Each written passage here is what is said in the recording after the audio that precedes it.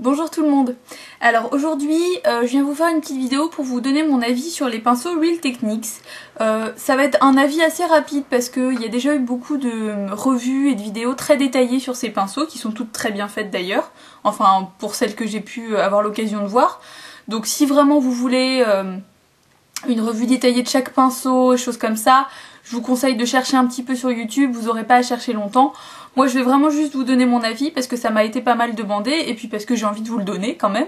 Ça fait maintenant je pense un peu plus d'un mois que je les ai, donc je peux vous donner un petit peu un avis quand même un peu approfondi et puis vous dire ceux que j'utilise plus ou moins. Alors les pinceaux Real Techniques, vous le savez ou peut-être pas, sont des pinceaux qui ont été élaborés par Samantha Chapman, qui est une des sœurs Pixiwoo. Donc autant dire qu'elle sait quand même de quoi elle parle. Moi c'est vrai que j'en avais un petit peu entendu parler comme ça, puis il y a eu une espèce de folie, puisque il y a un site qui s'appelle iHerb, qui est un site américain qui les vend à franchement pas grand chose. C'est vrai que ça vaut vraiment le coup, enfin en tout cas c'est pour ça que moi j'en ai commandé pas mal, parce que comme vous pouvez le voir, je vais vous montrer tous ceux que j'ai. Hop, vous voyez j'ai tout ça. En fait j'ai deux kits où il y avait respectivement 4 et 5 pinceaux et puis 2 pinceaux que j'ai achetés individuellement. Donc ce qui m'a séduit dans ces pinceaux déjà avant tout, c'est que ce sont des pinceaux qui sont en synthétique, absolument pas de poils naturels là-dedans. C'est vrai que c'est quelque chose vers lequel j'essaye d'aller de plus en plus parce que on trouve des pinceaux d'excellente qualité désormais, la preuve avec les Real Techniques qui sont synthétiques, donc je vois absolument pas pourquoi on s'en priverait et je trouve ça bien d'encourager ça en tout cas.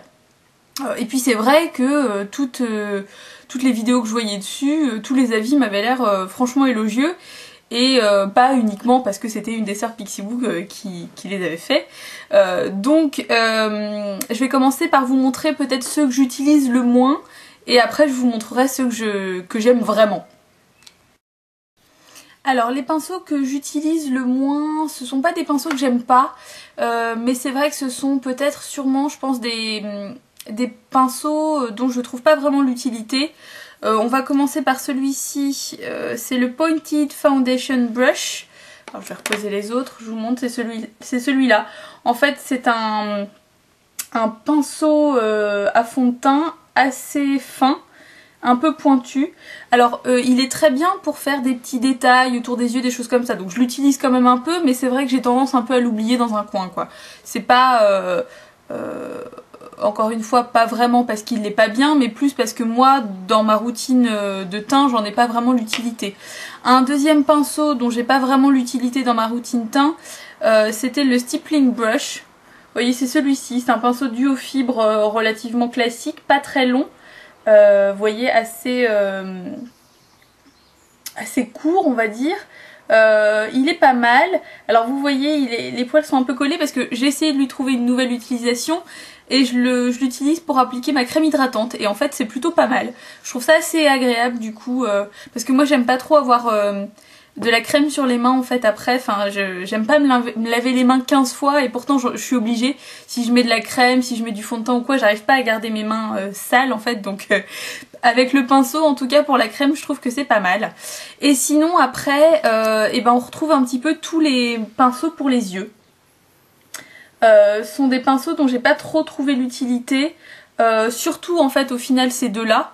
Vous voyez ce sont ces deux là, donc il y en a un qui est un pinceau biseauté qui est pas mal pour faire le ras de cils quand même hein.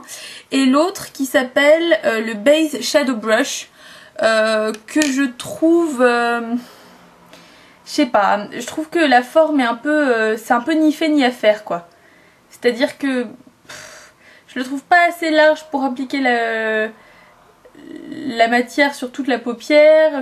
Bon, je sais pas, j'arrive pas trop à m'en servir. Je le trouve un peu trop long en fait. Pas assez de poils, enfin disons que voilà, j'arrive pas trop à le dompter pour le moment. Sinon il y a aussi le Accent Brush, mais celui-ci est quand même plutôt pas mal parce que c'est très petit, vous le voyez, et pour faire des tout petits détails comme le coin interne de l'œil ou des choses comme ça reste quand même super pratique. Donc je dois bien avouer que au final quand même voilà, je les aime bien ces pinceaux là, mais c'est juste qu'effectivement je les utilise franchement pas tous les jours du tout. Et donc passons à la catégorie des pinceaux que j'adore et que je ne quitte plus. Vraiment vraiment, alors le coup de cœur, le truc dont je pense que voilà, je vais peut-être m'en racheter un deuxième tellement je l'aime, c'est le Buffing Brush. Donc voilà, lui aussi je m'en suis servi tout à l'heure, hein, donc c'est pour ça qu'il est pas en super forme. Enfin vous voyez, il mériterait d'être lavé, même s'il a été lavé il y a pas longtemps. Donc voilà, le Buffing Brush, c'est un pinceau dont je me sers pour n'importe quelle forme de fond de teint, que ce soit un fond de teint liquide ou un fond de teint poudre en fait. Mais vous savez, les fonds de teint, moi voilà, quand je parle de fond de teint poudre, c'est notamment celui-ci de chez ELF. Vous voyez, avec les 4 petites couleurs différentes, je vous le montre un petit peu mieux. C'est un fond de teint minéral en fait, voilà. Donc vous avez 4 couleurs différentes que vous mélangez. Bien évidemment, j'ai donc la teinte light, comme vous pouvez le voir à l'envers, voilà. Et donc en fait, je m'en sers voilà, de ce pinceau avec ce fond de teint là, mais aussi avec mon fond de teint liquide classique. Pour le moment, c'est le HD de Make Up For Ever, et il est génial. C'est-à-dire qu'il va répartir vraiment la matière quelle qu'elle soit de façon parfaite, uniforme sur tout le visage, rapidement, de façon agréable en plus. Il est tout doux. Franchement c'est voilà, ça c'est vraiment le pinceau que je conseille à tout le monde, parce que ça vaut vraiment le coup. Il est pas cher, bon après il est dans un kit où il y a 4 autres pinceaux avec lui, mais vraiment ça vaut le coup. Dans le même kit il y a également le Contour Brush, dont moi je me sers comme vous pouvez le voir pour le blush. Donc en fait effectivement il a une forme un petit peu pas vraiment pointue, mais qui épouse complètement la joue. Donc effectivement pour le contouring c'est super pratique, et pour le blush aussi. Bon, moi c'est vrai que je fais pas trop de contouring, c'est pas trop mon truc, et puis comme je suis très pâle, c'est vrai que ça peut rendre rapidement un peu étrange. Mais j'ai déjà du coup quand même, j'ai essayé à la base pour le contouring, et il est super pratique, super maniable parce qu'il est tout petit, vous le voyez. Vraiment je l'adore. Pour le blush il est parfait parce qu'on peut vraiment moduler là où on veut appliquer le blush, donc je trouve ça super pratique. Ensuite il y a le Blush Brush, qui est un pinceau comme ça, qui est donc assez gros comme vous pouvez le voir, un peu en forme d'œuf, qui est tout doux et qui a plein de longueurs de poils différentes. C'est difficile de vous montrer. Hop, voilà, j'essaye de vous montrer correctement, mais vous pouvez le voir, effectivement, les poils sont ben voilà, astucieusement mis.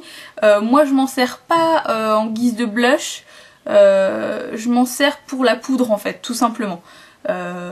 Pour vraiment la poudre de finition, pour estomper un petit peu mon blush s'il le faut.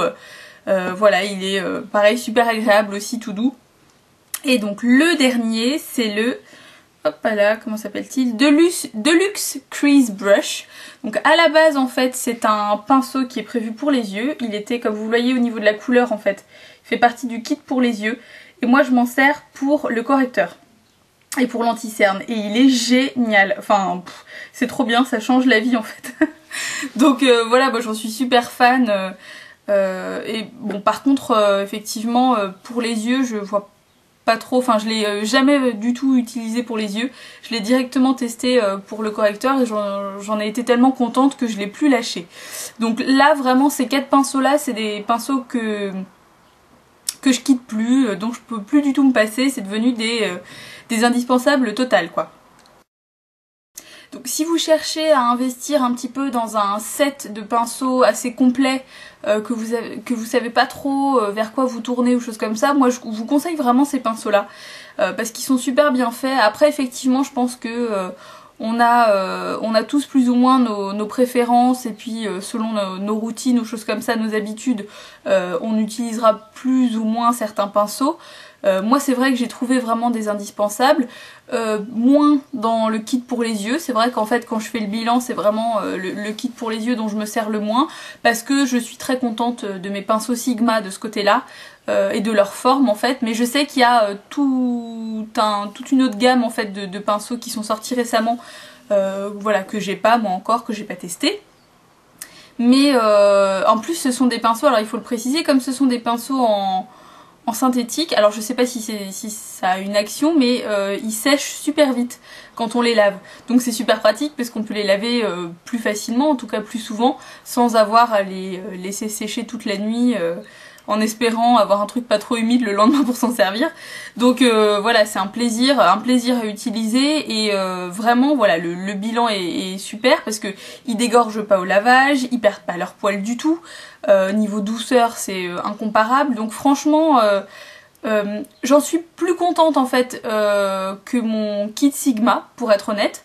Vraiment j'en suis vraiment plus satisfaite, mais c'est vrai que pour tout ce qui est maquillage des yeux, je reste quand même adepte de Sigma et de ceux que j'ai, pour ne citer que, vous voyez, celui-là que j'adore, celui-ci aussi, enfin voilà, ça c'est des pinceaux que j'ai pas retrouvé vraiment chez Real Techniques. Ça arrivera peut-être, et à ce moment-là, dans ces cas-là, je me ferai un plaisir de tester et de vous dire, mais globalement ce sont des pinceaux que je recommande vraiment. Je vous mettrai le lien évidemment du site eHerb dans la barre d'infos, parce qu'effectivement ça vaut le coup, c'est pas si cher que ça, les frais de port sont à environ que dalle, c'est-à-dire quand je dis que dalle c'est 4 $, donc c'est vraiment que dalle. Pour vous donner une idée, le set, je crois pas me tromper en vous disant que le set où il y avait ces 4 pinceaux là, il est à genre 17,99 $, un truc comme ça. Donc c'est franchement pas grand chose, donc allez jeter un coup d'œil, et puis en tout cas moi je vous dis foncez si jamais vous hésitez un peu, que vous savez pas trop. Moi pour le moment j'ai absolument pas vu un seul avis négatif, donc je pense que voilà, c'est vraiment un bon plan ces pinceaux là. Voilà, donc j'espère que ce petit avis un peu détaillé vous aura plu, et puis je vous dis à bientôt pour une prochaine vidéo. Salut!